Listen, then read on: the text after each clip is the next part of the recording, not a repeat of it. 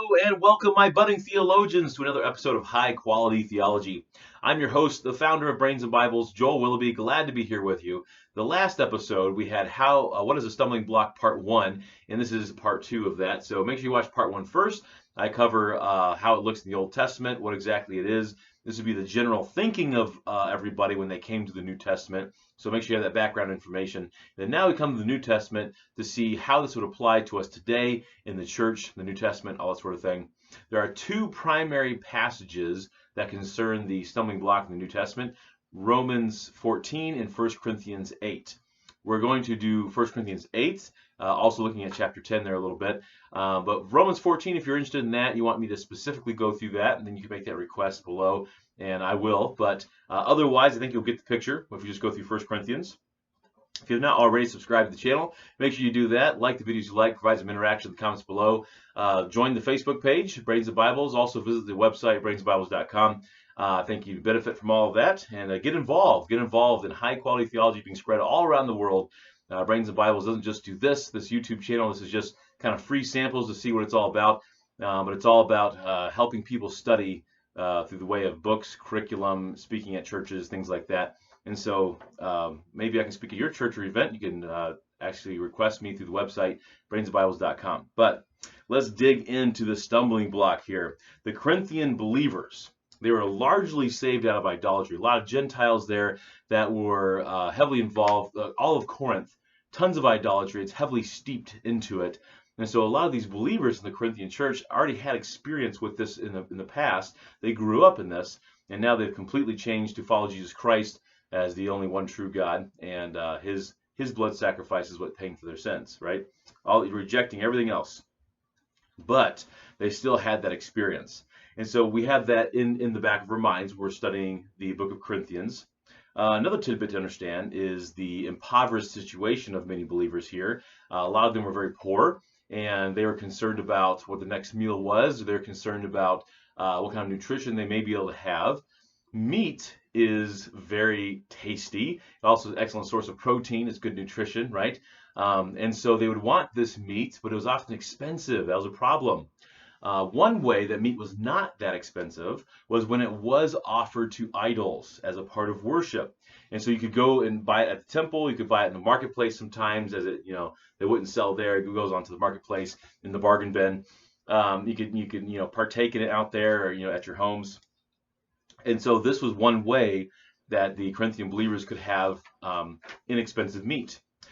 So there is two opinions about this. And this is kind of all the background leading up to 1 Corinthians 8 here. There's two major opinions about this.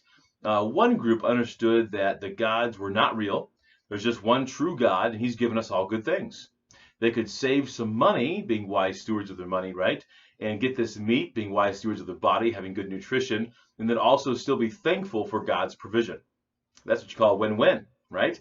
But there's another group, and they saw the evil practices of idolatry and everything connected to it, and that should be something wholeheartedly avoided. They also had previous experiences with idolatry, whether personally or by secondhand, and so they knew that God would provide for their needs, and so they didn't need to go buy this meat that was offered to demons, these idols and things. They didn't have to buy that, and they could just trust in God to provide for them. And so there was two valid perspectives there, and that's not really an issue in and of itself, those two perspectives. The problem was the divisions in the church, that they were arguing and fighting against each other and destroying each other in a sense. And so they each had a valid perspective, but they're missing the whole point of what they're supposed to be doing with their lives. So Paul has to step in and address the issue. They're not loving each other. And so let's read 1 Corinthians 8 now and see what Paul has to say. And often he's quoting them. He's quoting back to them different things that they wrote to him. 1 Corinthians is a letter addressing the letter written to him. So he'll often say things like, now concerning, and then he goes on. And that's how it starts here in 1 Corinthians 8. Now concerning food offered to idols. We know that all of us possess knowledge. This knowledge puffs up, but love builds up. If anyone imagines that he knows something, he does not yet know as he ought to know. But if anyone loves God, he is known by God. Only God fully knows a person in all situations and all things. That makes a big difference. That's why he's the great judge. As much as I may think I know that someone or something is wrong, I really don't know the heart and the mind of that individual or that group, where they're coming from. There's a lot of things I do not know, but God fully knows. And so Paul is saying, watch out. As much as you think you know and you know more than someone else, you still don't know it all. So you might be making a mistake still. Verse 4 says, therefore. So whenever you see the word therefore, you look to see what it's there for. So because of all that was said, therefore, as to the eating of food offered to idols, we know that an idol has no real existence. This is what they're saying to him. And that there is no God but one. We know that, all right? For although there may be so-called gods in heaven or on earth, as indeed there are many gods and many lords, yet for us there is one God, the Father, from whom are all things and for whom we exist, and one Lord, Jesus Christ, through whom are all things and through whom we exist. Very good. Now that's a very unifying point. Paul's trying to unify people and show them the love for God, which creates a love for people. Then verse 7, though, he says, however, not all possess this knowledge, but some, through former association with idols, eat food as really offered to an idol, and their conscience, being weak, is defiled. He wants to remind us here, though, real quick in verse 8, food will not commend us to God. We are no worse off if we do not eat, and no better off if we do. But take care that this right of yours does not somehow become a stumbling block to the weak. So that's kind of the big thinking process here. There's a lot of situations that this text could apply to in your own life. So we're just going to think, is there any way that what I say, do, think, is there any way that I am going to cause someone to stumble? Okay, what am I doing? I do not want that. I want to love people. Okay, so verse 10, for if anyone sees you who have knowledge eating in an idol's temple, will he not be encouraged if his conscience is weak to eat food offered to idols? And so you may be the person that says, you know what, I know there's just one God, all this stuff is fake, it's not real, there's just demons behind these idols. There's not any other God besides the one true God. And look, this meat is cheap, so they go to the idol, and they know, they go to the temple, and they know that this food here in front of them is offered to idols, and they're going to go ahead and take that. Well, someone else sees them, and they know that you know that you're going to be eating meat offered to idols. Well, that could really be destroying their conscience here, and that's just not worth the risk, is the idea. That's not worth the risk.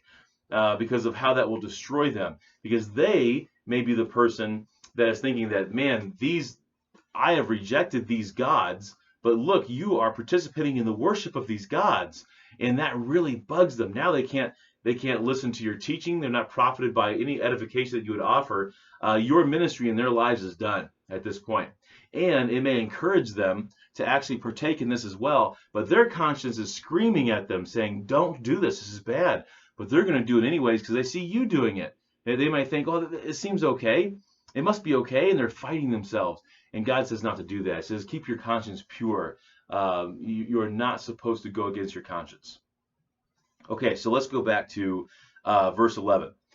And so by your knowledge, this weak person is destroyed, the brother for whom Christ died. So Paul gets real serious now, and he brings it all home. He says, thus, sinning against your brothers and wounding their conscience when it is weak, you sin against Christ. Therefore, if food makes my brother stumble, I will never eat meat, lest I make my brother stumble. Wow. Paul says, forget shrimp, lobster, steak.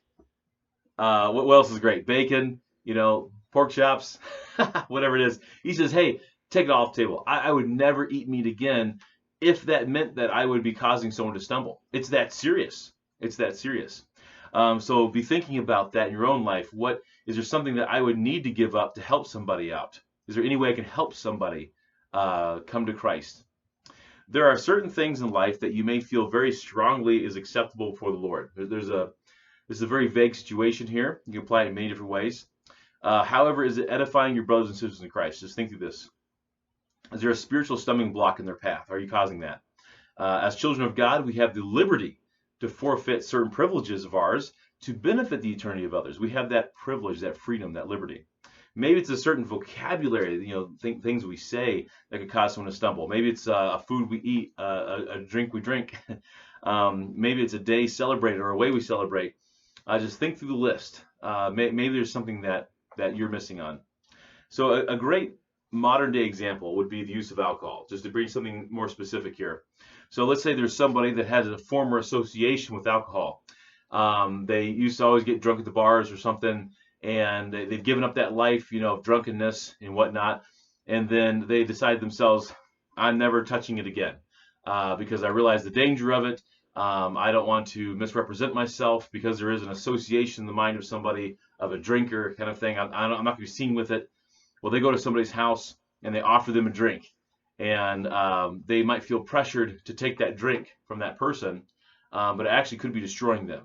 Or it could be the situation where they say, well, we're all going to drink and it's here for you, but you don't have to. And so they see that those other people drinking at the meal or something, and that could really be destroying that person and their conscience. So just some things to think through. I think the use of alcohol would probably be a great episode another day. We can cover all those sort of things, but just using an example to think through this in a more modern way. So there are many situations. The goal is not to see how much we can do or say and not be sinning. The goal in life is to see how much we can edify the church, glorify God, make disciples. That's the big goal. So Paul continues the conversation. He doesn't stop there, and he goes through chapter 9 and into chapter 10. So do read all that context. I'm not going to read all of that. I'm going to pick it up in 1 Corinthians 10, chapter 18. He says, consider the people of Israel. So read the context to figure out what he's talking about there. But he says, consider the people of Israel. Are not those who eat the sacrifices participants in the altar? What do I imply then? That food offered to idols is anything? Or that an idol is anything?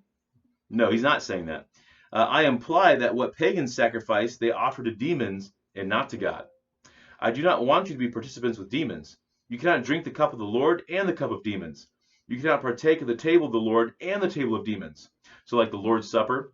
So when you are taking the bread and the juice or whatever it is that you have in the Lord's Supper as a memorial to what God has done, you are worshiping him doing that, right? You're participating in worship by taking that bread, that drink, okay?